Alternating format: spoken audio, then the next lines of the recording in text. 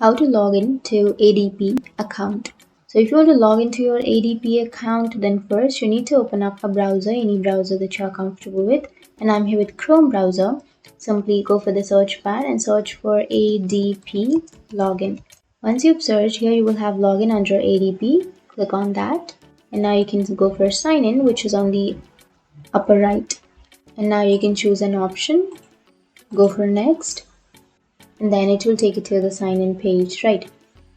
So to sign into your ADP, first you need to enter your user ID.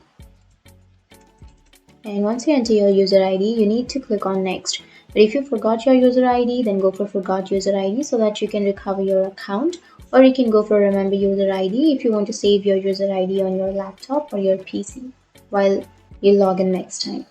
So enter your user ID and then click on next. And then you need to enter your password. So if you don't remember your password, then you can go for forgot password so that you can reset or recover your password. And once you reset or recover, you can again go back to the login page and you can sign into your account. But if you remember your password, then enter your password and click on sign in.